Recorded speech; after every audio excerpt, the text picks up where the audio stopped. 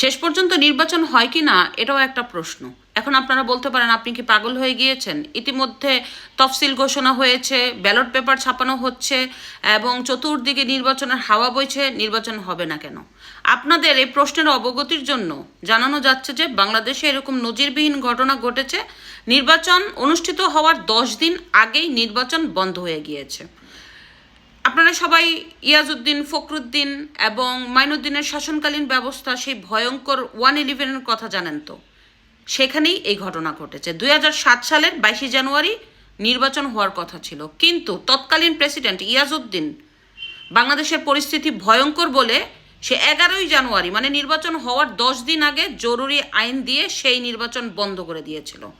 এই একই ঘটনা আসন্ন নির্বাচনে হতে পারে। এখন অনেকে বলে নির্বাচনের হাওয়া বইছে। কোথায় নির্বাচনের হাওয়া? নির্বাচনের হাওয়া বলতে শুধু গণভোটের প্রচার চলছে, যেখানে ডক্টর ইউনূস থেকে শুরু করে এনসিপির নেতাকর্মীরা, জামাতের আমির, সমন্বয়ক মানে যারা জুলাইয়ের যোদ্ধা সবাই উঠে পড়ে বসেছে হাবুটকে জয়যুক্ত করানোর জন্য। তারা কিন্তু নির্বাচনের ক্যাম্পিং করছে না। তো হঠাৎ করে এই নির্বাচনের থেকে কেন গুরুত্বপূর্ণ হচ্ছে গণভোট?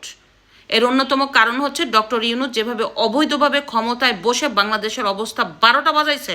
যদি গণভোটে হা জয়যুক্ত না হতে পারে তাইলে তাদের অস্তিত্ব টিকে থাকবে না। একদিন বাংলাদেশের আদালতে তাদেরকে কাঠ গড়ায় দাঁড়াতে হবে, হাতে থাকবে হ্যান্ডকাফ।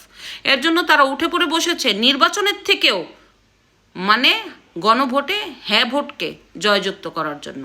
নাহলে আপনারা কোথাও দেখেছেন পৃথিবীর ইতিহাসে নজিরবিহীন ঘটনা যে একটা উপদেষ্টা প্রধান সে স্বয়ং একটা গণভোটের পক্ষপাতিত্ব করে, সে সরাসরি হ্যাঁ ভোটকে জয়যুক্ত হওয়ার কথা বলে? যদি এইটাও আর একটা অবৈধ, বাংলাদেশের সংবিধানে কোনো গণভোটের কথা এই মুহূর্তে নাই, আছে পার্লামেন্টের পরে, সেটাও অবৈধভাবে এই গণভোটের আয়োজন করছে। এখন নির্বাচন থেকে গুরুত্বপূর্ণ তাদের কাছে গণভোট যাতে জয়যুক্ত হয়। আর বাংলাদেশে এখনও নির্বাচনের কোনো আবহাওয়া নাই, কারণ আপনারা দেখতে পাচ্ছেন যে বাংলাদেশের যে পরিস্থিতি, সেই পরিস্থিতির মধ্যে ইউনূস সরকারের প্রশাসন একটা অবাধ, সুষ্ঠু, নিরপেক্ষ নির্বাচনের আয়োজন করতে পারবে না। এর অন্যতম কারণ হচ্ছে প্রতিনিয়ত বাংলাদেশের সাধারণ মানুষের নিরাপত্তা বিঘ্নিত করছে প্রশাসন, ঠিক নাই, আইন শৃঙ্খলার টোটাল বাহিনীর চরম অবনতি, এবং ডক্টর ইউনূস এই নির্বাচনে প্রার্থীদের নিরাপত্তা দিতে না পেরে প্রার্থীদের হাতে অস্ত্র তুলে দিচ্ছে। সেই অস্ত্র দিয়ে তো নির্বাচন অনুষ্ঠিত হওয়ার সময় গ্যাঞ্জাম হবেই। তাহলে কিভাবে একটা নিরপেক্ষ নির্বাচন হয়?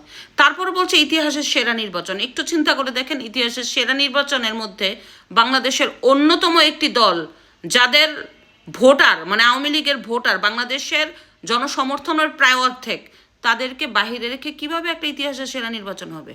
হতে পারে কি? সব মিলিয়ে আওলা ঝাওলায় অবস্থা ডক্টর ইউনূস, আর তার আওলা ঝাওলা পুরো বাংলাদেশকে আওলা ঝাওলা বানায় ফেলছে। বাংলাদেশের পরিস্থিতি তেমন একটা ভালো না। লাস্টে দেখবেন গণভোটও হবে না, নির্বাচনও নাও হতে পারে।